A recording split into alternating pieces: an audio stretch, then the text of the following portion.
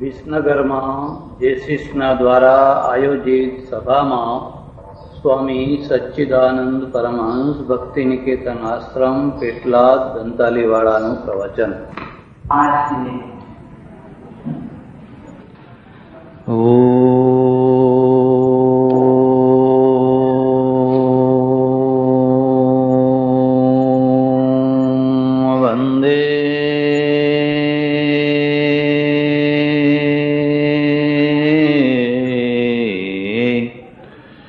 શિવમ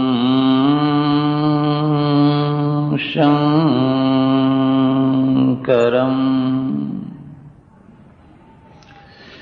વિસનગર જેસીસના નવા વરાયેલા પ્રમુખશ્રી, નિવૃત્ત થયેલા પ્રમુખશ્રી,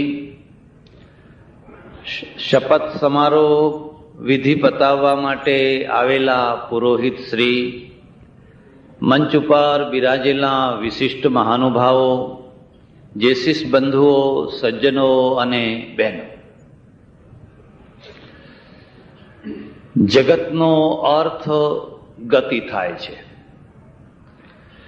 પુનઃ પુનઃ અતિશયેન વા ગચ્છતિ ઇતિ જગત. જે સતત ગતિશીલ છે, ગમનશીલ છે, જેમાં ગતિ જ ગતિ છે, એવી ગતિશીલતા જેમાં હોય એનું નામ છે જગત. આ જગતના બે રૂપ છે. એક પરમેશ્વરનું બનાવેલું જગત, એક માણસોનું બનાવેલું જગત. એટલા માટે ઉપનિષદમાં આ ખાસ કરીને આ બે શબ્દોનો પ્રયોગ કર્યો છે. યત્કિંચ જગત્યામ જગત, ઈશાવાસ્ય ઉપનિષદ. જે આ જગતીમાં જે જગત છે, સૂર્ય પરમેશ્વરે બનાવ્યો છે, પણ આ લાઈટ માણસે બનાવી છે. હિમાલય પરમેશ્વરે બનાવ્યો છે, પણ હોલ કોઈ માણસે બનાવ્યો છે. એટલે બે પ્રકારના જગત, એક ભગવાનનું બનાવેલું જગત, એક માણસોનું બનાવેલું જગત. અને બંનેમાં ગતિશીલતા છે. પણ પરમેશ્વરની જે ગતિશીલતા છે જગતની, એ સૌના માટે એક સરખી છે. તમે કોઈ ટ્રેનમાં બેસો, કોઈ પ્લેનમાં બેસો, તમે ફર્સ્ટ ક્લાસની ટિકિટ લો કે સેકન્ડ ક્લાસની લો, એસીની લો કે બીજી કોઈ લેવો, કે એમાં સલૂન જોડી કાઢો, પણ ગતિ બધાની સરખી છે. એવું નહીં ફર્સ્ટ ક્લાસનો ડબ્બો મુંબઈ પહેલો પહોંચી જશે અને 2 કલાક પછી સેકન્ડ ક્લાસનો પહોંચશે, એવું નહીં. આખી ટ્રેનની ગતિ સરખી છે. પણ ટ્રેનમાં બેઠેલા જે માણસો છે, એમની પોતાની જે ગતિ છે એ જુદી જુદી છે. જે માણસો છે એટલે જે પ્રજાઓ છે, એ પ્રજાઓની જે જુદી જુદી ગતિ છે, એ ગતિના તરફ તમે જો ધ્યાન આપશો તો તમને ખ્યાલ આવશે કે આખી દુનિયાની પ્રજા જુદી જુદી ગતિએ ચાલી રહી છે. જે ગતિ અમેરિકાની પ્રજા પાસે છે, ઇંગ્લેન્ડની કે જાપાનની કે જર્મનીની પ્રજા પાસે છે, એ ગતિ ભારતની પ્રજા પાસે નથી. અથવા જે ગતિ ભારતની પ્રજા પાસે છે, એ આફ્રિકાની પ્રજા પાસે નથી. આ પ્રજાઓની પોતપોતાની ગતિ છે. અને એ ગતિને હું 3 ભાગમાં વહેંચું છું. પહેલી ગતિ જે માત્ર પેટ સુધી જાય છે, પેટ માટે ગતિ છે. પેટ માટેની જે ગતિ છે એને હું રેંગતી ગતિ કહું છું. અળસિયાની માફક એ રેંગતી ગતિ છે. પછી બીજી ગતિ છે જે લાગણીઓ માટેની ગતિ, અને લાગણીઓનો વધારે વ્યાપક અર્થ કરો, ઇમોશનલ ગતિ, એ બીજી ગતિ છે. એ ગૂંઠણીએ ચાલનારી ગતિ છે, ઢીંચણીએ ઢીંચણીએ ચાલનારી ગતિ છે. જેમ 12 મહિનાનું બાળક છે એ રેંગે છે, પણ 2 વર્ષનું બાળક છે એ ગૂંઠણીએ ચાલે, 1.5-2 વર્ષનું. પછી એના ઉપર એક ત્રીજી ગતિ છે, અને એ છે બુદ્ધિની ગતિ, મગજની ગતિ, મસ્તિષ્કની ગતિ, જે ચાલે છે. તમે જોશો તો દુનિયા પગથી નથી ચાલતી, દુનિયા મગજથી ચાલે છે. જેની જે પ્રજા પાસે મગજ ગતિશીલ નથી હોતું એ પ્રજાના પગ પેટથી ચાલીને અટકી જતા હોય છે. એ બહુ બહુ તો પેટ સુધી ચાલી શકે. મને રોજી મળે, મને નોકરી મળે, મારી દુકાન ચાલે, મારો ધંધો ચાલે, મારી ખેતી ચાલે, બસ પેટ સુધી આવીને અટકી જતા હોય છે. એથી વધારે બહુ બહુ તો લાગણીઓ સુધી પહોંચતા હોય છે. એની ચર્ચા નહીં કરું અત્યારે. પણ દુનિયા જે ચાલતી હોય છે, ખાસ કરીને જેને સુપર પ્રજા કહેવાય, સુપર લોક કહેવાય, એ મગજથી ચાલતા હોય છે. અને મગજથી કેમ ચાલતા હોય છે આ વાતને જરા સમજવા જેવી છે. ભારતની પ્રજા 40 વર્ષ પહેલાના ઇતિહાસમાં જુઓ અને આજે પણ મોટા પ્રમાણમાં જુઓ, મગજથી ચાલે છે કે પગથી ચાલે છે? એ હૃદયથી ચાલે છે કે મસ્તિષ્કથી ચાલે છે? તમે ધ્યાનથી જોશો તો ખ્યાલ આવશે. અને એનું એક ખાસ કારણ છે. અને ખાસ કારણ શું છે? પ્રજા પોતે નથી ચાલતી હોતી, એ ચલાવેલી ચાલતી હોય છે. ગાંધીજી ચલાવનાર માસ્ટર બીબુ હતા. અને માસ્ટર બીબુ હતા એટલે આ દેશમાંથી કેટલીય પ્રજા, કેટલા વકીલો, કેટલા ડોક્ટરો, કેટલી સ્ત્રીઓ, કેટલા પ્રોફેસરો ધંધો છોડી અને ગોળી ખાવા તૈયાર થઈ ગયા, લાઠી ખાવા તૈયાર થઈ ગયા. કારણ કે એક માસ્ટર બીબુ હતું અને માસ્ટર બીબાએ શક્તિથી ચલાવ્યું, જેને જનરેટર કહેવાય. એ માસ્ટર બીબુ અસ્ત થઈ ગયું. સાબરમતી આશ્રમ જઈને જોઈ આવો, વર્ધાનો આશ્રમ જઈને જોઈ આવો, તમને નિશાસો નાખવાનું મન થઈ જશે. પણ જો તમે દુનિયાની પ્રક્રિયા જાણતા હોવ તો એમાં નિશાસો નાખવા જેવું કશું નથી. કારણ કે આશ્રમની ચેતના આશ્રમની નથી, એ તો વ્યક્તિની ચેતના હતી. અને વ્યક્તિ અસ્ત થઈ એટલે આશ્રમ તો અસ્ત થયેલો જ છે. અને ખાસ કરીને ઇમોશનલ પ્રજા, એટલે બહુ જે લાગણીશીલ પ્રજા હોય છે એ તો વ્યક્તિવાદી હોય છે. પછી એ ધર્મગુરુને વ્યક્તિ બનાવી લે, રાજનેતાને વ્યક્તિ બનાવી લે, સમાજ નેતાને વ્યક્તિ બનાવી લે, પણ એના આગળ હંમેશા એક વ્યક્તિ હોવી જોઈએ. વ્યક્તિ જાય એટલે ખલાસ, અંધકાર. આ રીતે આપણે એમ કહી શકીએ કે ભારત મહાપુરુષોનો દેશ છે. અહીંયા બુદ્ધ થયા, મહાવીર થયા, નાનક થયા, કબીર થયા, કોણ કેટલા ગણાવી ન શકાય એટલા મહાપુરુષો થયા. પણ પ્રજા મહાન નથી. મહાપુરુષો થયા પણ મહાપ્રજાનો દેશ નથી. અને મહાપ્રજાનો દેશ કેમ નથી? કારણ કે મહાપુરુષોને સામે રાખીને જે જીવે છે, કદી પણ પોતાની જાતને સામે નથી રાખી શકતા. એટલે આપણે સતત ચિંતાતુર. મને આવીને લોકો પૂછે છે કે મહારાજ તમે નહીં હોવ ત્યારે આશ્રમનું શું થશે? મેં કહ્યું આ રજવાડાનું શું થયું, સાબરમતી આશ્રમનું શું થયું? તો હું તમારા કરતા હું વધારે ચોખ્ખું જોઈ શકું છું. અને એ તમારા ઘરની પણ એ જ દશા છે.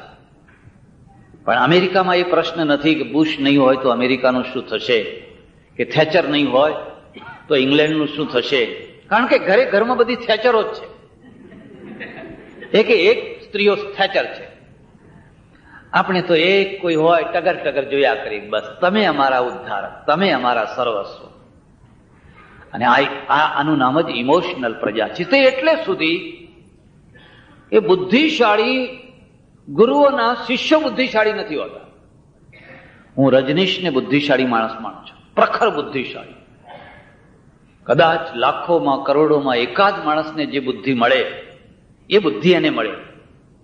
પણ એના અનુયાયી વર્ગને હું બુદ્ધિશાળી નથી માનતો. કારણ કે એમને તો જેવા માદળિયા કયા એવા લટકાયા. મને ભગવાન કહો કે આ ભગવાન નહીં, ખબરદાર ભગવાન ના કહેશો. ઓશો કહો કે હા મહારાજ ઓશો. તમે કુદાડો વિચાર્યું કે આ ભગવાન છે કે આચાર્ય છે કે ઓશો છે કે પછી 5 વર્ષ પછી બોશો થઈ જાય તો કે કહેવાય નહીં? એ શું છે તમે કદી વિચાર્યું? આ આપણી બહુ મોટી દુર્ભાગ્યની સ્થિતિ છે. પણ એની ચર્ચા મારે નથી કરવી. મારે જે ચર્ચા કરવી છે આ ચર્ચા કરવી છે. ભારતનું માસ્ટર બીબુ કોણ છે? અને આપણે શું કારણ છે કે આપણે દુનિયાની પહેલા નંબરની પ્રજા નથી થઈ શકતા? એવું શું કારણ છે કે આપણે સુપર પ્રજા નથી થઈ શકતા? એનું કારણ શું છે? કેમ આપણે ગુલામ કેમ રહ્યા? આજે આપણે ગરીબ કેમ છીએ? આજે રહેવાને મકાન નથી, વાહન નથી, ચોખ્ખું પાણી નથી મળતું, ગેસ તેલ નથી મળતું, પેટ્રોલ ચોખ્ખું નથી મળતું, દૂધ ચોખ્ખું નથી મળતું. એવી એક આંગળી બતાવો, મહારાજ આ ઓફિસ તો સાચી ઓફિસ છે.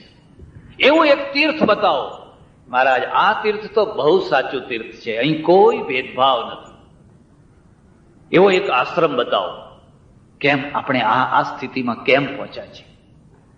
એના નિશ્ચિત કારણો છે. અને કારણ શું છે? પશ્ચિમનું માસ્ટર બીબું ત્યાંનો વૈજ્ઞાનિક છે. ભારતનું, અને ભારતથી વધારે અર્થમાં કહું તો એશિયાની પ્રજાનું માસ્ટર બીબું એના ધર્મગુરુઓ છે, સાધુઓ છે.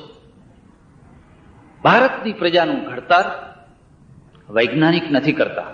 હવે ધીરે ધીરે થોડુંક થવા લાગ્યું છે. ભારતની પ્રજાનું ઘડતર અમે કરીએ છીએ, અમે સાધુઓ કરીએ છીએ. અને આ બે ઘડતરમાં પાયાનો ભેદ છે. તમે પશ્ચિમની પ્રજામાં 300-400 વર્ષ પહેલા જોશો તો આખા સમાજ ઉપર, આખી પ્રજા ઉપર ધર્મગુરુઓ ફરી વળ્યા છે. એટલા જોરથી ફરી વળ્યા છે, પ્રજા એકદમ પછાત છે. માર્ટિન લ્યુથર થયા જર્મનીમાં, અને મારે તમને કહેવું જોઈએ કે દુનિયાની મોટા ભાગની ક્રાંતિનો ઉદય જર્મનીએ કર્યો છે. તે એટલે સુધી કે તમારા વેદ છે એ વેદનો પુનરુદ્ધાર જર્મનીએ કર્યો, મેક્સ મ્યુલરે. અહીં તો આપણે ભૂલી ચૂક્યા હતા. કર્મકાંડી બ્રાહ્મણો 100-150 મંત્રો જે પ્રસિદ્ધ બોલાય, આનો ભદ્રા વગેરે વગેરે, ગણાનાંતવા ગણપતિ ગું હવા, એ રટી નાખેલા મંત્રો બોલ્યા કરતા. એના શું અર્થો છે એની કોઈને પડી જ નથી. પણ એ જમાનામાં મેક્સ મ્યુલરે વેદોના પાછળ એટલો પ્રયત્ન કર્યો. તમે એનું કોઈ વાર મળે તો જીવન ચરિત્ર વાંચજો. એ તપસ્વી માણસ, ઘણી વાર ખાવાનું ન મળે, અડધી બ્રેડ ખાય, માથું દુખતું હોય, રાતના ઉજાગરા કરવા પડે. એણે બીબા, સ્પેશિયલ બીબા બનાવ્યા, જે સ્વરના માટેના બીબા. અને આ બધું કર્યું, અને સામે એક નિરાશા હતી કે આ બધું શા માટે કરો છો, કોના માટે કરો છો? તમારા સમાજમાં તો એનું કોઈ સ્થાન જ નથી. છતાં એણે કર્યું. એમ જર્મની છે, એ જર્મનીએ ઘણી ક્રાંતિ કરી. એમાં માર્ટિન લ્યુથર જર્મનીનો, એને ભાગીને ઇંગ્લેન્ડ જતું રહેવું પડેલું. એ પાદરી હતો, અને એણે એ સમયમાં પોપના સામે 270 પ્રશ્નો ઉભા કર્યા. 270 પ્રશ્નો પુસ્તક આકારે છાપીને પોપને પડકાર ફેંક્યો. અને પોપે એને આ ઉપર ધાર્મિક વોરંટ કાઢેલું, એ માણસને જીવતો પકડો, ગમે ત્યાંથી પકડો અને એને ફાંસીએ ચડાવો. પણ પ્રજાએ કરવટ લીધી, એક પછી એક જે કરવટ લીધી, અને કરવટ લીધી એવી જોરથી કરવટ લીધી. આજે તમે યુરોપના, ઇંગ્લેન્ડના, જર્મનીના, ફ્રાન્સના દેવળોમાં જાઓ, ચર્ચોમાં જાઓ તો સીટો બધી ખાલી પડી હોય છે. અને ઘણા ચર્ચો ઉપર લખેલું હોય છે સેલ ફોર ઓફિસીસ, વેચવા છે, કોઈને ઓફિસો બનાવવી હોય તો. મેં પાદરીઓને પૂછ્યું, મેં કહ્યું આ તમારા દેવળો ખાલી કેમ પડ્યા છે, કોઈ આવતું જ નથી? અમે આકર્ષણ મૂકીએ છીએ કે એસી છે, નાસ્તો છે, બાળકોને રાખવાની વ્યવસ્થા છે, પણ તમે આવો પણ કોઈ આવતું જ નથી. મેં કહ્યું તમારે ભીડ જોવી છે? અને ભીડ જોવી હોય તો ભારતમાં આવો. પૂનમનો દિવસ હોય, ડાકોર હોય, અંબાજી હોય, બહુચરાજી હોય, કોઈ પણ જગ્યા હોય, પૂનમિયા ભરનારા હોય. અને દર્શન એટલે એક બેના દોરા ના તૂટે, એક બેના પાંસળા ના તૂટે, 5-25ના બૂટ ના ચોરાય. તે કઈ દર્શન કહેવાતું હશે? એનું નામ તે વળી કઈ દર્શન કહેવાતું હશે? એક પાંસળા તોડીને બેન મારે ત્યાં આવી, મને કે બાપજી મારા ઉપરથી તો 15 માણસો ફરી વળ્યા અને આ પાટો બાંધવો પડ્યો છે. મેં કીધું દર્શન કરવાના હવે બંધ કર. ના કે મહારાજ દર્શન તો બંધ ના થાય. મેં કીધું સારી વાત છે, પણ હવે તારે પાંસળા ના તોડાવવા હોય એવા દર્શન બતાવું.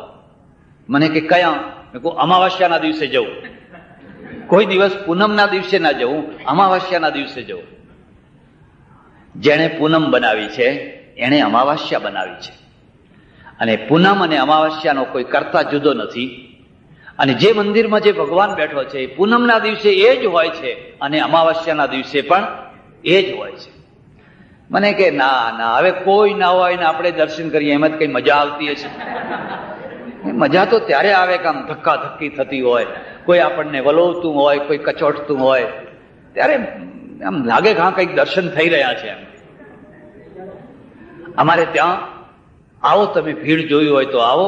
અને ધાર્મિક ક્ષેત્રમાં ભીડ ઊભી કરવી એ તો અમારે ત્યાં એક રમત વાત છે. ચપટી વગાડતા તમે ભીડ ઊભી કરી શકો, પણ એના પરિણામ 0,0,0,0 પરિણામમાં કશું. પણ છતાંય ભીડ ઊભી કરી શકાય છે, કારણ કે પ્રજા ઇમોશનલ છે.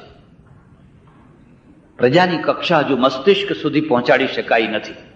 અને જે દિવસે મસ્તિષ્ક સુધી પહોંચશે ત્યારે આપણા મંદિરોમાં પણ કદાચ લખવું પડે સેલ, કદાચ લખવું પડે, પણ જલ્દી નહીં એ થઈ શકે, કારણ કે અહીંયા મૂળ ઘણા ઊંડા છે અને મૂળ ઊંડા નાખનાર અમે છીએ. તો ત્યાંનું જે ઘડતર કરે છે, પહેલા ત્યાંના ધર્મગુરુઓ કરતા હતા, એમના હાથમાંથી બાજી છટકી ગઈ, બિલકુલ વૈજ્ઞાનિકોના હાથમાં આવી. અને વૈજ્ઞાનિકોના હાથમાં આવતા પહેલા ઘણા વૈજ્ઞાનિકોને બલિદાન આપવા પડ્યા. બ્રુનો, ગેલિલિયો, કોપનહેગન, કોણ કોણ કેટલા કેટલા લોકોને બાળ્યા, કોઈને સતાવ્યા, કોઈને જેલમાં પૂર્યા, પણ અંતે વિજ્ઞાન જીત્યું. અને વિજ્ઞાન જીત્યું એટલે જૂની માન્યતાઓ સમાપ્ત, જૂની માન્યતાઓ હસીને પાત્ર થઈ ગઈ. આજે ત્યાંનો માઇન્ડ ઘડનાર જે સમષ્ટિ મસ્તિષ્ક છે, એટલે પ્રજાનું જે સમષ્ટિ મસ્તિષ્ક છે એનું ઘડતર વૈજ્ઞાનિકો કરે છે, જ્યારે ભારતની પ્રજાનું મસ્તિષ્ક સાધુઓ કરે છે, ધર્મ ગુરુઓ કરે છે. અને સાધુઓ જે મસ્તિષ્ક ઘડે છે એ કેવી રીતે ઘડે છે? શ્રદ્ધાથી ઘડે છે. પેલામાં લોજિક એપ્રોચ છે, અહીંયા શ્રદ્ધાનો એપ્રોચ છે. હું જ્યારે ભારતની વાત કરું છું ત્યારે માત્ર હિન્દુઓની વાત નથી કરતો, એમાં મુસ્લિમ આવી ગયા, એમાં શીખ આવી ગયા, એમાં બીજા બધા આવી ગયા, બધા જ આવી ગયા, એ બધા એમાં આવી ગયા. પેલામાં લોજિક છે, અહીંયા શ્રદ્ધા છે. અને શ્રદ્ધા જિંદગીનો બહુ મોટામાં મોટો ગુણ છે, બહુ મોટામાં મોટી શક્તિ છે. હું તો એમ કહું કે જેના જીવનમાં શ્રદ્ધા નથી એનાથી મોટો કોઈ અનાથ નથી, એનાથી મોટો કોઈ દયાને પાત્ર નથી. ગાંધીની પાસે બીજું શું હતું? ગાંધીજી કરતા તો ઘણા બુદ્ધિશાળી નેતાઓ હતા. મોહમ્મદ અલી જિન્ના તો કાયદે આઝમ હતા. કાયદાની સલાહ લેવી હોય તો જિન્નાને પૂછવું પડે, એટલો બુદ્ધિશાળી માણસ હતો. પણ ગાંધીની પાસે જે શ્રદ્ધા હતી, રઘુપતિ રાઘવ રાજારામ, પતિત પાવન સીતારામ, એ શ્રદ્ધા કોઈ નેતા પાસે નથી. અને શ્રદ્ધા તમારા જીવનમાં કામ શું કરે? પડતી દશામાં તમને સાચવી લે. માણસને ચડતી દશામાં બહુ સાચવવાની જરૂર નથી, પડતી દશામાં સાચવવાની જરૂર છે. જે નિરાશા આવતી હોય છે, જે નર્વસતા આવતી હોય છે, બહુ મોટું મંડાણ ઊભું કરી દીધું, બહુ મોટું કાર્ય તમે લીધું, પણ કાર્યમાં સફળતા નથી, નિષ્ફળતા મળી. ગાંધી કેટલી વાર નિષ્ફળ થયા હતા, કેટલી વાર આંદોલનો કર્યા, કેટલી વાર આંદોલનો બંધ કરાવ્યા, હિંસા થઈ ગઈ, ફલાણું થઈ ગયું, બસ નહીં, આ કામ તો હવે થઈ શકે એવું જ નથી. પણ પેલી જે શ્રદ્ધા છે ને, એ શ્રદ્ધા માણસને નિરાશ નથી થવા દેતી હોતી. તમારું જે જીવન ચાલે છે એ આ બે પાંખોથી ચાલે છે. એક પાંખ શ્રદ્ધાની, બીજી પાંખ પ્રેમની. શ્રદ્ધામાં સમર્પણ છે, એક વિશ્વાસ છે, એક નિષ્ઠા છે, એક ભાવના છે, મારો ભગવાન છે. પછી તમે જે રીતે માનતા હો. ત્યારે પ્રેમમાં શું છે? આ મુદ્દો યાદ રાખજો. તમે કોઈ માટે જીવો છો. જ્યારે તમારી આ બે પાંખો કપાઈ જાય છે, તમારા જીવનમાં શ્રદ્ધા નથી, તમારા જીવનમાં પ્રેમ નથી, પછી તમારા પાસે મોટામાં મોટું એન્જિન ગતિવાળું હશે, પણ તમે એક ખાલી માણસ હશો. મગજથી ભરેલા હશો, પણ મનથી ખાલી હશો, હૃદયથી ખાલી હશો. પ્રેમનો અર્થ આ જ છે. હું કોઈના માટે જીવું, હું કોઈના માટે રસોઈ બનાવું, હું કોઈના માટે મકાન બનાવું, હું કોઈના માટે ફૂલ બનાવું, હું કોઈના માટે કરું, પણ મને કોઈના માટે જીવવા દો. અને તમે જેના માટે જીવો છો બસ એનું નામ પ્રેમ છે. મારા માટે લોકો જીવે, મારા માટે કોઈ રસોઈ બનાવે, મારા માટે કોઈ મકાન બનાવે, એ તો સ્વાર્થ છે, એ તો મોહ છે. અને જ્યાં તમે કોઈના માટે જીવવા માંડો છો ત્યારે કાં તો તમે ભગતસિંહ થઈ શકો છો, નહીં તો ફાંસીએ ચડવું એ રમત વાત છે. એક જુવાન છોકરો, ધસમસતું લોહી જેના શરીરમાં વહેતું હોય, જેને કેટલા અરમાન હોય, હસતા હસતા ફાંસીએ ચડી જાય. એ ફાંસીએ ચડાવનાર કોણ હતો? રાષ્ટ્ર પ્રેમ. એવી જ રીતે કોઈને માનવતા ઉપર પ્રેમ હોય, કોઈને ધર્મ ઉપર પ્રેમ હોય, કોઈને પોતાના કુટુંબ ઉપર પ્રેમ હોય, કોઈને પતિ ઉપર કે પત્ની ઉપર હોય, પણ પ્રેમ હોય. એ પ્રેમ છે, એ બીજી પાંખ છે જીવન. એને કાપી નાખો, આ બાજુ શ્રદ્ધાને કાપી નાખો, તમે તો લાચાર થઈ જશો. એમના ચહેરા જોજો એવા માણસોના, એ વકીલ થઈને ગર્જના કરતા હોય, ન્યાયાધીશ હોય, પ્રોફેસર હોય, પણ ઘેર એકાંતમાં બેઠા હોય ત્યારે લમણે હાથ દઈને બેઠા હશે. કારણ કે આંતરિક જે ખાલીપણું છે ને, હૃદયનું જે ખાલીપણું છે ને, એના જેવું બીજું કોઈ મોટું દુઃખ નથી. અને એ ભરાય છે શ્રદ્ધા અને પ્રેમ. એટલે આ બે વસ્તુ છે. તમારા જીવનમાં શ્રદ્ધા હોય, એથી વધારે કોઈ મોટી શક્તિ નથી, એથી વધારે કોઈ મોટું જમાપાસું નથી. પણ શ્રદ્ધાને અમે શ્રદ્ધા સુધી રહેવા નથી દેતા. અમે શું કરીએ છીએ? શ્રદ્ધાને અતિશ્રદ્ધાએ પહોંચાડીએ છીએ. અતિશ્રદ્ધા અને અતિશ્રદ્ધાને અંધશ્રદ્ધાએ પહોંચાડીએ છીએ. શ્રદ્ધા જ્યારે અતિશ્રદ્ધા બને છે અને અતિશ્રદ્ધા જ્યારે અંધશ્રદ્ધા બને છે, ત્યારે ભયંકર દૂષણ બને છે.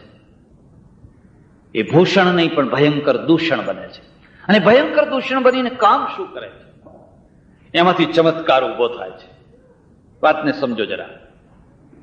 એટલે ભારતનું અધ્યાત્મ એકદમ ચમત્કારોમાં બદલાઈ ગયું છે. અધ્યાત્મ જ્યારે ચમત્કારમાં બદલાઈ જાય એટલે અધ્યાત્મ મરી જાય. અધ્યાત્મને જો જીવિત રાખવું હોય તો ચમત્કારથી એને અસ્પૃશ્ય રાખો, ચમત્કારોની હવાથી એને દૂર રાખો. પણ ભારતનું અધ્યાત્મ આખું કન્વર્ટ થઈ ગયું છે ચમત્કારો. મહારાજ આયા છે કે કંકુ પાડે છે કે ભસ્મે પાડે છે, બીજું શું પાડે છે? સોનું ડબલ કરી આપે છે. એમ બીજું કે કોઈનો ખોળો ના ભરાતો હોય તો ખોળો ભરાઈ આપે છે.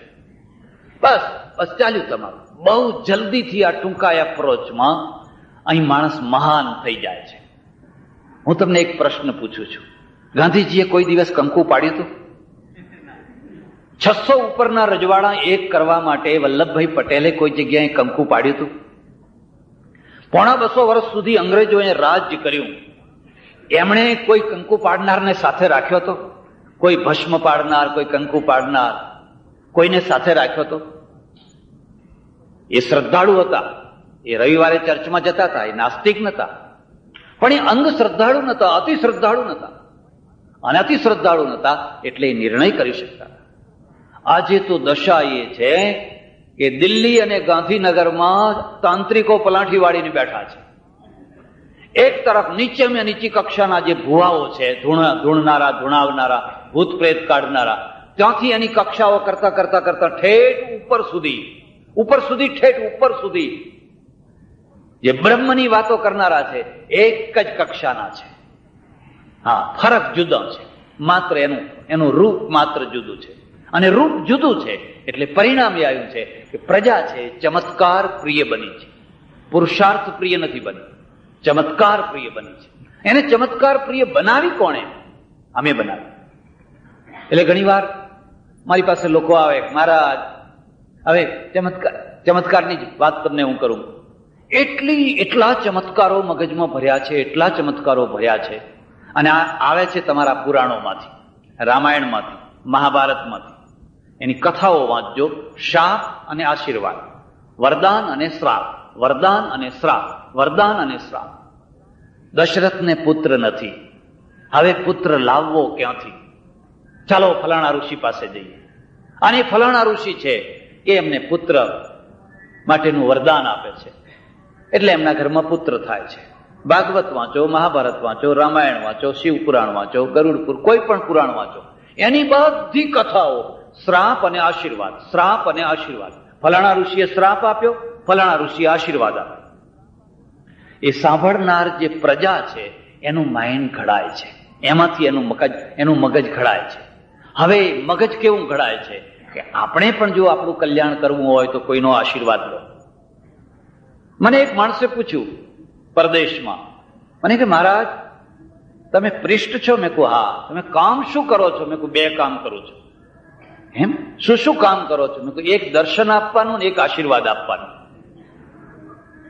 એ કોઈ કામ કહેવાય? મેં કહું આ અમારા દેશમાં તો મોટામાં મોટું આ જ કામ છે, આથી મોટું કોઈ કામ જ નથી. અમે 2 કામ કરીએ છીએ, દર્શન આપવાના અને આશીર્વાદ આપવાના. કારણ કે પ્રજા ઘડાય છે ક્યાં? પ્રજાને જે કૃષ્ણમૂર્તિ નથી ઘડતા, પ્રજાને ગાંધીજી નથી ઘડતા, અથવા ઘડે છે તો બહુ નાના પ્રમાણમાં ઘડે છે. પ્રજાને તમારો નાર્લીકર નથી ઘડતો. તમને ખબર નથી કે રામાનુજન કોણ હતો, કે રામન કોણ હતો, કે નાર્લીકર કોણ હતો, એની ઘણાને ખબર નથી. પ્રજાને એ નથી, રવિન્દ્ર નથી ઘડતા. પ્રજાને ડોંગરે મહારાજ ઘડે છે, પ્રજાને પુનિત મહારાજ ઘડે છે, પ્રજાને મુરારી બાપુ ઘડે છે, પ્રજાને અમે ઘડીએ છીએ. અને અમે એમને સતત આશીર્વાદની કથાઓ સંભળાવીએ છીએ, શ્રાપની કથા સંભળાવીએ છીએ, વરદાનની કથા સંભળાવીએ છીએ. ફલાણી સ્ત્રીને આ શ્રાપ લાગ્યો, ફલાણા ઋષિ એને આવી રીતે મુક્ત કરી, ફલાણાને આમ થયું, ફલાણાને આમ થયું. એમાંથી પ્રજા ઘડાય છે. પછી એના મગજમાં એક જ વાત હોય છે, બસ મને કોઈ ઋષિ મળે, મને કોઈ સંત મળે, મને કોઈ સાધુ મળે, મને કોઈ ફકીર મળે, અને બસ મારા માથા ઉપર હાથ મૂકે, મારો બેડો પાર થઈ જાય. એકવાર એક બેનના ત્યાં જમવા ગયેલો, અને જમતા જમતા હજુ જમવા નહીં બેઠેલો, ત્યાં તો એમના છોકરાને બોલાવી લઈ. પેલા શેઠ તો દુકાને ગયેલા, પેલા છોકરાને આમ ધક્કા મારીને આગળ કર્યો, જા બાપજીને પગે લાગ, બાપજીને પગે લાગ. મને કે મહારાજ એના માથા ઉપર હાથ મૂકો ને, માથા ઉપર હાથ મૂકો ને. મેં કહું પણ કેમ, શું કામ છે? અને કે 4 વર્ષથી SSC માં ફેલ થાય છે. 4 વર્ષથી SSC માં ફેલ થાય છે. તે બાપજી આ વખતે તો એવો આશીર્વાદ આપો ને કે જે આ 10 પહેલા આવે છે ને એમાં એનો પહેલો નંબર આવે, એવો આશીર્વાદ આપો. ના મહારાજ, આટલું તો કામ કરવું પડશે. મેં એને કહ્યું, જો એ 4 વર્ષથી SSC માં ફેલ થતો હોય તો એ ડબ્બાને કાં તો હીરા ઘસવામાં મૂકી દે, કાં તો રાજકારણમાં મૂકી દે.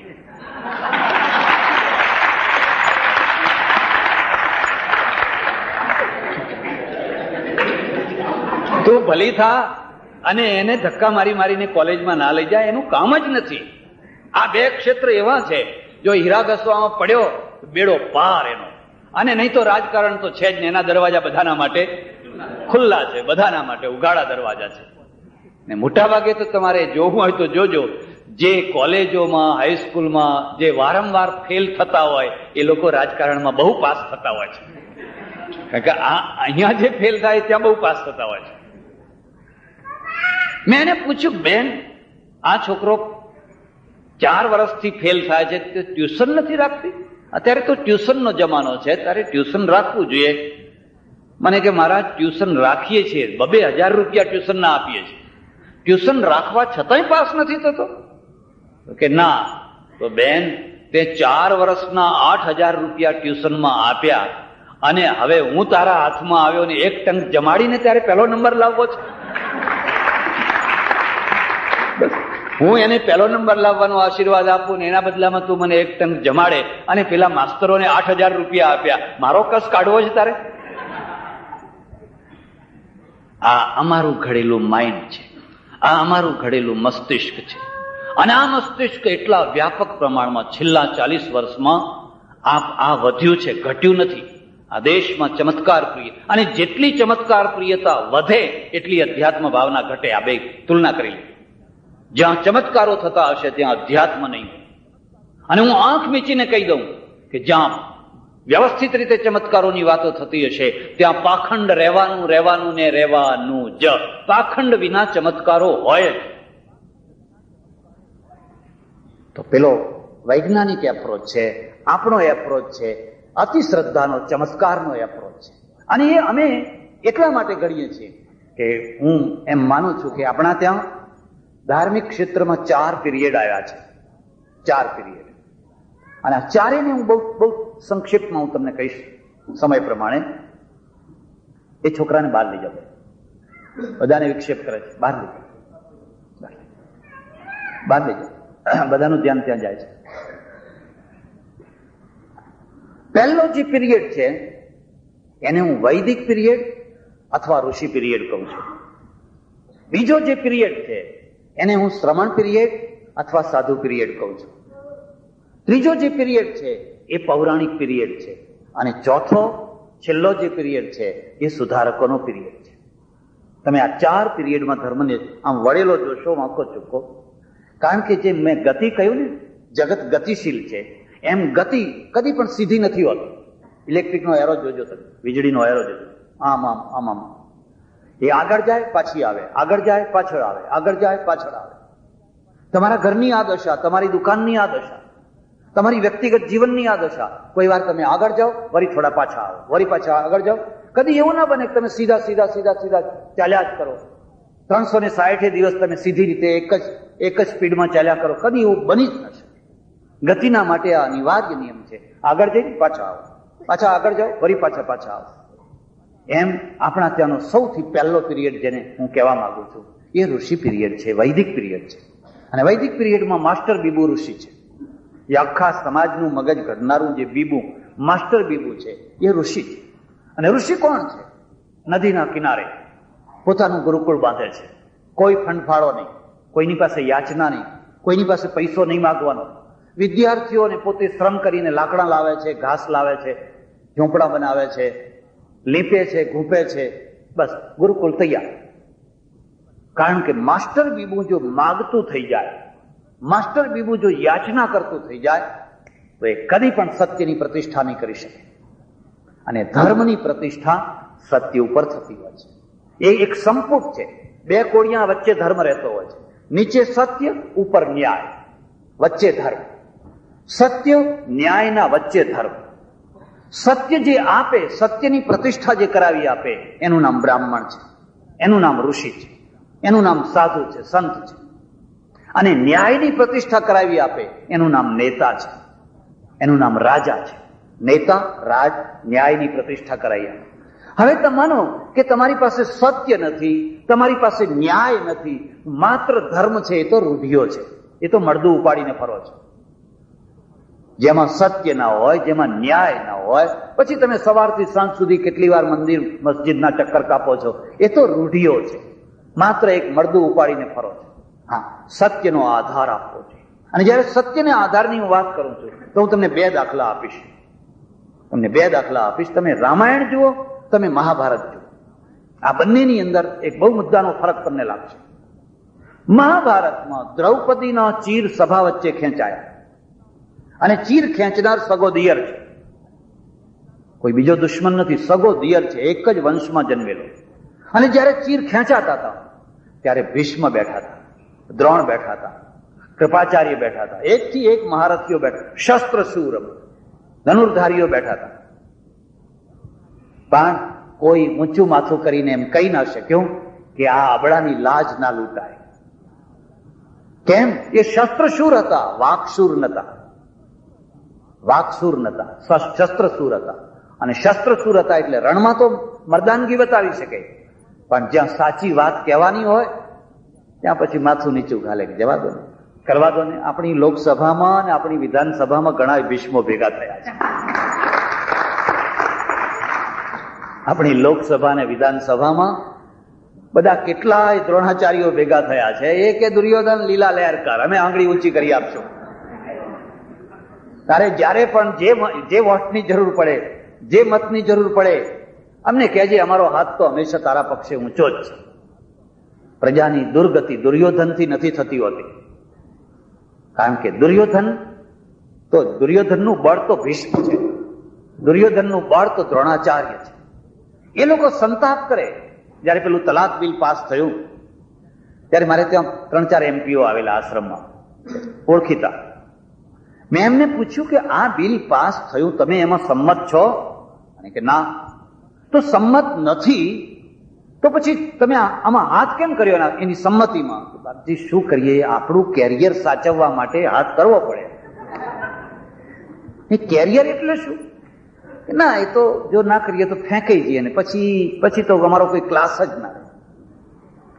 તમે જોયું, એ જે પેલા રોબોટ હતા ને હાથ ઊંચો કરનારા, એને પ્રજાએ ફેંકી દીધા, બિલકુલ ફેંકી દીધા.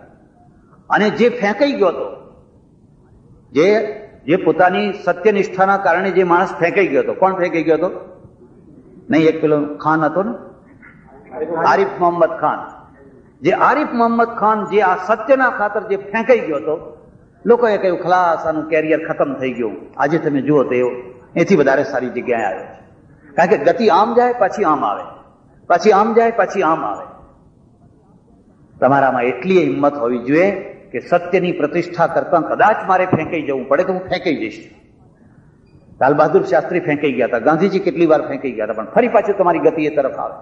પણ તમે એવી જ ઈચ્છા રાખો કે 12 વાગ્યાનો સૂર્ય કાયમ આવો ને આવો તપતો રહે, તો ના તપે. તમે આશીર્વાદ લેવા જાઓ તો ઘણા પગના આશીર્વાદ લઈ આવ્યા, કોઈ હાથના લઈ આવ્યા, બધા ફેંકાઈ ગયા. કારણ કે એ તો રોબોટ હતા, રોબોટ. એ લોકસભાની કોઈ શોભા નથી, તો બધા આંગળી ઊંચી કરનારા હતા.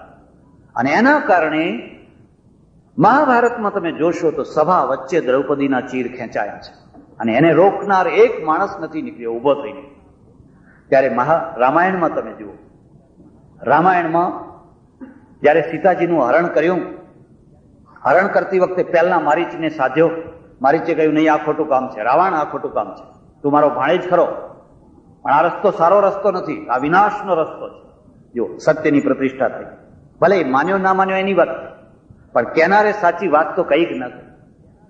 હું તમને એક ખાસ ભલામણ કરું છું કે તમે કોઈ ઊંચામાં ઊંચી જગ્યાએ હો કે નીચામાં નીચી જગ્યાએ હો કે કોઈ પણ જગ્યાએ હો, એકાદ માણસ એવો રાખજો જે તમને સાચી વાત સંભળાવી શકે, અને તમારા પોતાની સ્થિતિ એવી રાખજો કે સાચી વાત તમે હિંમતથી સાંભળી શકો. નહીં તો તમારી ચારેય તરફ શું પેલા જમતી વખતે ઉપયોગમાં લેવાય છે ને, એ બધા ભેગા થશે. અને એ બધા ભેગા થશે ને તો જે દિલ્હીની દશા થઈ એ તમારી થશે, દિલ્હી વાળાની જે દશા થઈ. એક સાથે એક ચંદ બારોટ જેવો માણસ રાખજો જે પૃથ્વીરાજને ટકોર કર્યા કરે કે પૃથ્વીરાજ અત્યારે આ કામ કરવાનું છે, ભલે અડખો થાય, ભલે એને લોકો ફેંકી દેતા હોય, અને આ કામ ધર્મગુરુનું છે. ત્યારે રામાયણમાં તમે જુઓ, મારીચે કહ્યું આ ખોટું કામ થઈ રહ્યું છે, મંદોદરીએ કહ્યું કે આ ખોટું કામ છે, તમે સીતાજીને પાછી આપી આવો. પેલો ઊંઘણસિંહ કુંભકર્ણ હતો, એણે કહ્યું કે આ ખોટું કામ છે, આ મોટું પાપ કર્યું. તે વિભીષણે કહ્યું, મેઘનાદે કહ્યું, જેટલા છે એના સસરાએ કહ્યું, રાવણના સસરાએ કે આ મહાપાપ. એના સેનાપતિએ કહ્યું, મને તમે લંકામાં એક માણસ એવો બતાવો જેણે રાવણનું સમર્થન કર્યું હોય. વાહ રાવણ, બહુ સારું કામ કર્યું. જો લંકાના ખૂણે ખૂણે એનો વિરોધ કરનારા માણસો હોય તો લંકાની પાસે એક સંસ્કૃતિ હશે. લંકા રાક્ષસોની નગરી નથી, રાવણ પોતે રાક્ષસ નતો. તમે શાંતિથી વિચાર કરો, જેના ત્યાં આટલા માણસો સાચું બોલનારા હોય, રાવણ જેવા ચક્રવર્તી રાજાના આગળ છાતી કાઢીને બોલનારા હોય, એના ત્યાં કઈક સંસ્કૃતિ હશે. અને એ સંસ્કૃતિનું પરિણામ હતું કે 10 મહિના સુધી સીતાજીને રાખી અને રાવણ આંગળી ના અડાડી શકે. સીતાજી હેમખેમ રહી શક્યા 10 મહિના સુધી. હા, લોભ આપ્યો, લાલચ આપી, ભય આપ્યું, પણ રાવણે મરતા સુધી કદી આંગળી નથી અડાડી. અને જેણે 10 મહિના સુધી આંગળી નથી અડાડી એનું પૂતળું બાળવાનું ના હોય. તમે એક દિવસ તો બતાવી આપો, દુશ્મનની પત્નીને રાખીને એક દિવસ તો બતાવી આપો, પછી જુઓ તમે મોટો કે રાવણ મોટા. તમે એક દિવસમાં એની દશા શું કરીને બેસો. પણ જેને પોતાની બહેનના નાક કાન કાપી નાખેલા, એટલી દુર્દશા કરેલી, એની પત્નીને 10 મહિના સુધી એને રાખી છે, પણ આંગળી નથી અડાડી. ક્યાં સંસ્કૃતિ, ક્યાં છે? અને અહીંયા છે તો કેમ છે? કારણ કે સત્યની પ્રતિષ્ઠા છે. અને સત્યની પ્રતિષ્ઠા કોણે કરી છે? એની પત્નીએ, એના ભાઈઓએ, એના પુત્રોએ, એના પુરોહિતોએ, એક માણસે સત્યની પ્રતિષ્ઠા કરી છે. બધા ભીષ્મ જેવા કે દ્રોણ જેવા નથી. એટલે હું તમને કહું છું કે શસ્ત્રશૂર કરતા વાકસૂર છે ને એ ઘણો મહાન છે. વાકસૂર પ્રજાનું માઇન્ડ ઘડતો હોય છે, પ્રજામાં ધર્મની સ્થાપના કરતો હોય છે. બાકી તો સારંગી વગાડો, ખમા બાપુ, ખમા બાપુ, ખમા બાપુ, તમને જે ગમે એ ખરું, તમને જે ગમે એ ખરું. એકવાર એક ભાગવત સપ્તાહમાં મારે જવાનું થયું. મારા મિત્ર હતા, સાધુ હતા, મારા હાથે ઉદ્ઘાટન રાખ્યું અને મને લઈ ગયા. લઈ તો ગયા, પણ બિલકુલ બધા ક્લાસ પાડેલા, સાબે બધા ગાદલા વાળા, પછી બીજા, પછી ત્રીજા, પછી બિલકુલ લોઅર ક્લાસ. એમાં બન્યું કે સામે જે ગાદલામાં પહેલી જ પંક્તિમાં જે માણસ બેઠેલા ને, એ બેઠેલા નહીં પણ મોટા તકિયા ઉપર આડા પડે, અને આડા પડ્યા અને ઊંઘેલા. પછી મને કે પ્રવચન કરો. મેં કહું પ્રવચન તો કરું, પણ મારી દ્રષ્ટિ પેલા વારંવાર ઊંઘતા માણસ ઉપર જાય છે, અને મને પછી ઊંઘ ચડે, બગાસા આવે, એટલે તમે એને જગાડો. મને કે ના હો, જગાડવાનું નથી, એમને ઊંઘવા દો, એમ ઊંઘવા દો. કેમ એમ? મને કે એ દૂધણી ભેંસ છે, દૂધણી ભેંસ. આપણે તો દૂધ સાથે કામ છે, કે જાગે તોય ભલે એને ઊંઘે તોય ભલે, એ તો દૂધણી ભેંસ છે. મેં કહ્યું દૂધણી ભેંસ એટલે? તમને ખબર છે કે આ 7 દિવસ જે સપ્તાહ થવાની છે એ 7 દિવસ માટે જેટલા ચોખા જોઈએ એ બધા ચોખા એમના તરફથી આવવાના છે. બધા જમણવારના બધા ચોખાનો ખર્ચો એમણે ઉપાડ્યો છે. એટલા માટે તમે એને ગાદી તકિયા ઉપર સુવાડ્યા છે. અને હું તમને શું વાત કરું, એ સુતેલા તો સુતેલા, પણ પેલું ધોતિયું પહેરેલું તેની પાટલી આખી ખસી ગયેલી, ભાન નહીં રહેલું. નસકોરા વગાડે ના પગ આમ આગા પાછા કરતા કરતા. તો હવે બરાબર, સારું, લોકો તો પાછળ હતા એટલે, પણ અમને જ દેખાય, લોકોને કઈ દેખાય નહીં. આ સત્યની પ્રતિષ્ઠા નથી. એટલે હિરણમયેન પાત્રેણ સત્યસ્યાપી હિતમ મુખમ, ઉપનિષદ કહે છે. સત્યનું મુખ સોનેથી ઢંકાઈ ગયું છે. આ ગુરુ, આ સાધુ સપ્તાહો કરશે, હજારો સપ્તાહો કરશે, સત્યની પ્રતિષ્ઠા નહીં કરી શકે. કારણ કે એને ચોખા જોઈએ છે, કારણ કે એને ફંફાળો કરવો છે. એ સત્યની પ્રતિષ્ઠા નહીં કરી શકે. એ તો કે રાજી, બસ બરાબર, તમે રાજી રહો ને અમે રાજી રહી. ત્યારે ઋષિ પિરિયડમાં તમે જુઓ છો, એ ગુરુકુલ કરે છે, ફંડફાળો નથી કરતા. અને એટલા માટે રાજાના આગળ ખુમારીથી જીવે છે. રાજા આવે કે નગર શેઠ આવે, તું તારા ઘરનો બરાબર છે, અમારે તારું કશું જોઈતું નથી. એ ખેતી કરે છે, ગાયો રાખે છે, એ લીંપણ ઘૂંપણ કરે છે, એને પત્ની છે, એને બાળકો છે, આ બધું છે. અને બાળકોને ભણાવીને સમાજને પાછા આપે છે. 24 વર્ષની ઉંમર થાય એટલે છોકરાઓને પાછા આપે, જાઓ ઘર ભેગા, નાગરિક બનો, સારા નાગરિક બનો, મહાન નાગરિક બનો. આ ઋષિ પિરિયડ છે. એટલું જ નહીં, હું તો તમને એટલે સુધી કહું કે ઋષિ પિરિયડમાં, વૈદિક પિરિયડમાં સકારાત્મક જીવન છે. સકારાત્મક જીવન એટલે સુખનો સ્વીકાર. અમારા ખેતરો લીલા હોય, ખેતરોમાં ખૂબ અનાજ હોય, અમારી ગાયો ખૂબ દૂધ દેનારી હોય, અમારું રાષ્ટ્ર મહાન હોય, સ્વસ્તિ સામ્રાજ્યમ ભૌજ્યમ મહારાજ્યમ આધિપત્યમયમ આ સમુદ્ર પર્યંત એક રાડઈતી. અમારા યોદ્ધાઓ ધનુષ્બાણ વાળા હોય, અમારા ઘોડાઓ સારા હોય. તમે જોશો તો એમાં સંસારની કામના છે. અને આ સકારાત્મક જીવન છે. એટલે નહીં, એથી હું આગળ કહું, વિશ્વામિત્ર ધનુર્વેદના આચાર્ય છે. ધનુર્વેદ, ધનુષ કેમ બનાવવા, ધનુષને કેમ છોડવા, દ્રોણાચાર્ય ધનુર્વિદ્યા શીખ. એટલે શસ્ત્રને એલર્જી નથી, પણ શસ્ત્રના સાથે સંમત છે. એથી વધારે હું તમને કહું, કામશાસ્ત્રનો રચનારો વાત્સ્યાયન ઋષિ છે. ઋષિ છે, પણ એને જેના પ્રત્યે લોકો સુખ કરે, ઘૃણા કરે, એ શાસ્ત્ર 2-2.5 વર્ષ પહેલા એવું રચ્યું છે કે આજે આખી દુનિયામાં આજે પણ એનું માન છે. લોકો એને પ્રમાણ તરીકે માને છે. આ ઋષિ છે. અને આ જીવનની સમગ્રતા છે. ખંડિત જીવન નથી, જીવનની સમગ્રતા છે. જીવનમાં એક પૂરી દ્રષ્ટિ છે. અને પૂરી દ્રષ્ટિ હોવાના કારણે તમે એક ઋષિ પિરિયડનું જુદું સ્થાન જોશો. પછી આપણા ત્યાં બીજો પિરિયડ આવ્યો, એને હું સાધુ પિરિયડ કહું છું. ઋષિમાં અને સાધુમાં શું ફરક છે? સાધુ ગાય નથી રાખતો, સાધુ ખેતી નથી કરતો, સાધુ મસ્ત આશ્રમ નથી બાંધતો, સાધુને પત્ની નથી, બાળકો નથી. સાધુ માત્ર વિચરણ કરે છે, ગ્રસ્તના ત્યાં જઈને ભિક્ષા લઈ આવે છે. એટલે એનો પોતાનો આહાર છે, એ આહાર પણ કોઈને આધીન છે. ત્યારે એ પ્રત્યુપકાર શું કરે છે? સવાર સાંજ સત્સંગ કરે છે. સાંજે થોડી કથા સંભળાવી દે, સત્સંગ. અને કથામાં શું સંભળાવે છે? બસ આ ચમત્કાર, અધ્યાત્મ અને અધ્યાત્મની પરાકાષ્ઠા ચમત્કાર. અને અધ્યાત્મમાં વારંવાર એકની વાત સંભળાવવાની. જીવન નશ્વર છે, જીવન ક્ષણભંગુર છે, કાલ મરી જવાનું છે, સાથે કંઈ આવવાનું નથી. અરે તમે તો કેટલી વાર ઇન્દ્ર થયા, કેટલી વાર મચ્છર થયા, કેટલી વાર તમે કેટલા ભાવ ભોગવ્યા, કેટલા ચક્કર તમે 84 લાખના ભોગવ્યા, કેટલા પુણ્ય ભેગા થયા ત્યારે તમને મનુષ્યનો અવતાર મળ્યો. અમારે સાધુઓ તો કેટલીક વાર, અને મોટા ભાગે સાધુઓ આગળ કથા સાંભળવા માટે ડોસા ડોશીઓ આવતા હોય છે. એ ડોસાઓને કહેતા હોય છે, તમારે આંગણે પેલો જે ડાઘિયો કૂતરો બેઠો બેઠો ઘરમાં ટગર જોયા કરે છે, કોણ છે, તમે ઓળખો છો? કે ના, અરે એ તો તમારો દાદો છે. હે, મારા પાસે પેલા લોકો આમ માથું હલાવે, હા મહારાજ, એનો જીવ તમારા છોકરામાં રહી ગયો મરતી વખતે, એટલે ટગર પેલા છોકરાને જોયા કરે છે. હવે બિચારું કૂતરું તો રોટલાને જોયા કરે છે, એને છોકરાના સાથે કઈ લેવા દેવા નથી. પણ અમે બધું એવું ગોઠવી દઈએ, એ બેઠો તમારા પેલા છોકરામાં એનો જીવ રહી ગયો છે મર્યા પછી, એટલે છોકરાને જોયા કરે છે.